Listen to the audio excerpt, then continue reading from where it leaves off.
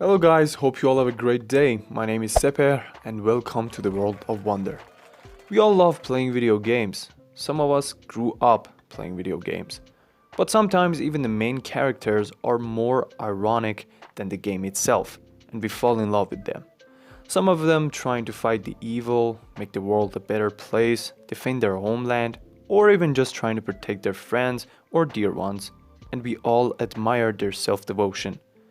Today we have 10 video games that killed the main character early.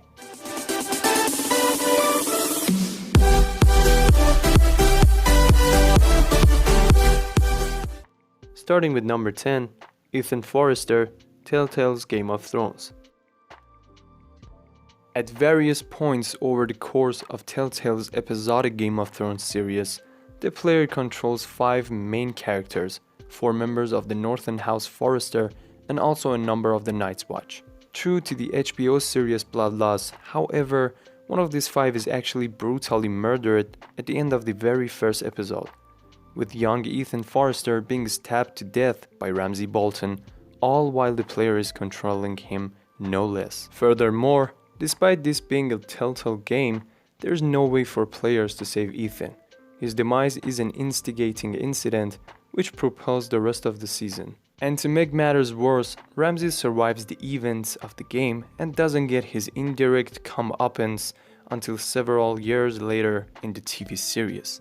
Thankfully, fans still had 4 other characters to work with for the remainder of the season, but this caught just about everybody off guard regardless. Number 9. Chrono Trigger. In what remains one of the most disturbing and unexpected deaths in video game history, Chrono Trigger's protagonist Chrono is turned to dust roughly midway through the game by antagonist Lavos. This is almost 25 years before Avengers Endgame did it. And like Endgame, the player is able to use time travel shenanigans to resurrect Chrono, but it's entirely optional, and it's totally possible to finish the game with Chrono still nothing more than a pile of soot. Number 8. Kara, Detroit Become Human. One of the most distinctive elements of Quantic Dream's interactive drama games is the potential for central characters to die early if players do the wrong thing, effectively closing off entire story branches in the process. Granted, you need to screw things up pretty severely and repeatedly to give characters an early exit. But in Detroit Become Human, more than any of the company's prior games, you were able to deliver an untimely death to several major characters. Android Kara is the easiest protagonist to take out early, as players can get her perma-killed in the game's 13th chapter on the run, barely 1/3 of the way through this story. Keep failing a QTE when Kara and her child companion Alice are fleeing from law enforcement.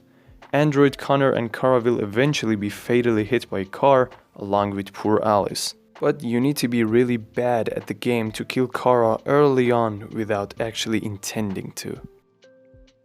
Number 7. Sigurd, Fire Emblem, Genealogy of the Holy War.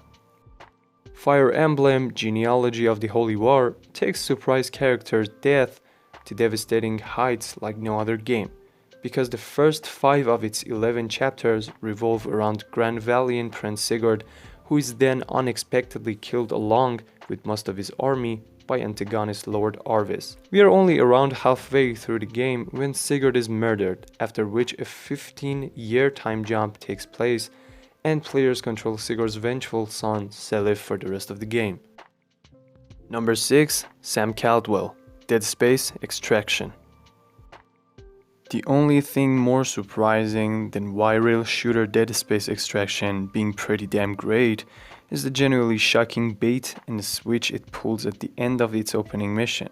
You start the game playing as miner Sam Caldwell, who in the middle of his mission begins to suffer hallucinations of necroforms and consequently attempts to shoot his way out of the mine.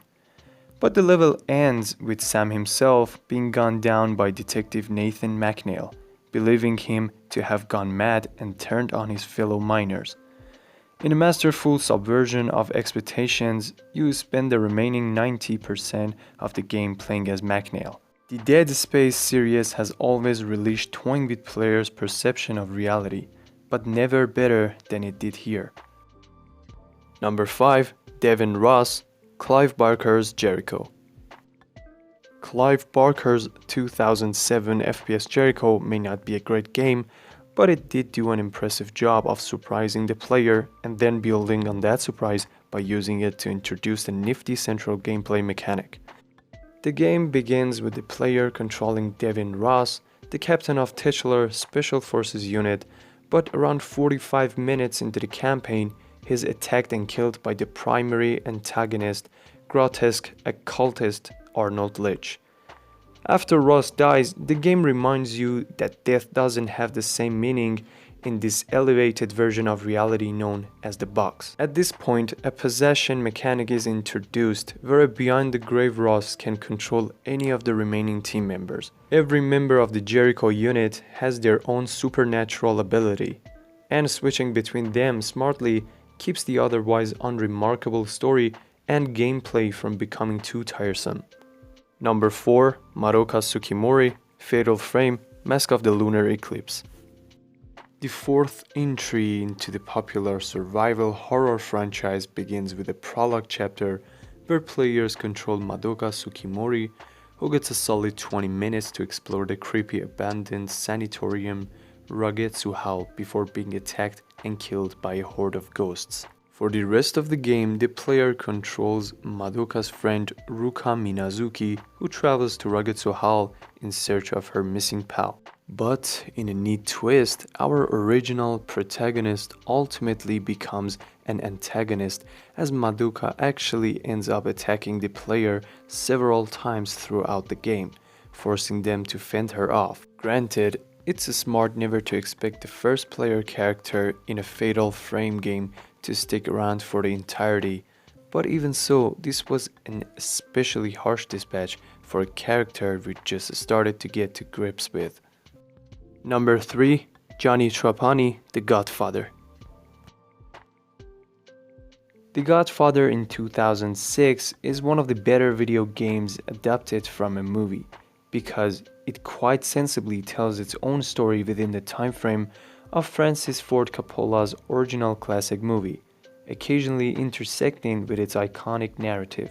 The game begins with a prologue set in 1936, where the player controls Corleone family member Johnny Trepani. Within moments, however, his bakery is blown up by members of the rival Barzini family, and the player is then thrust into hand-to-hand combat against the Barzini thugs. After a solid 30 seconds of gameplay have passed, a cutscene shows Johnny being ripped apart by machine gun fire, at which point the perspective immediately shifts to Johnny's young son, Aldo. Following a 9-year time jump to 1945, the rest of the game sees Aldo plotting his revenge against the Barzinis while climbing the ranks of the Corleone family. And because the game opted to focus on a mostly original set of characters, it was able to serve up a brilliant rug pull in its opening 2 minutes despite being based on existent material. Number 2. Kratos, God of War 2. Admittedly, this one is a little bit of a cheat because death means absolutely bugger all in the God of War franchise. Are you sure about that? But after Kratos was killed late in the first game and took a trip to the underworld, fans surely didn't expect to see him killed again in the opening passage of the sequel. Following God of War 2's epic opening boss fight against the Colossus of Rhodes, Zeus shows up to rein Kratos' destructive antics in, stripping Kratos of his godly powers and consequently stabbing him to death with his gigantic blade of Olympus. It goes without saying that Kratos' second death didn't last long, but having the hero be brutally run through with a giant sword barely 30 minutes into the sequel to a hit game was undeniably surprising all the same. And finally, number 1, Gary Roach Sanderson, Call of Duty Modern Warfare 2. Call of Duty Modern Warfare confounded players' expectations when it killed one of its primary player characters, Sergeant Paul Jackson, totally out of nowhere in a nuclear explosion halfway through the game. After this, the perspective shifted to John Soap McTavish, for the majority of the game's remainder. But Modern Warfare 2 built on this shock value by offing a major fan favorite player character unexpectedly, Sergeant Gary Roach Sanderson.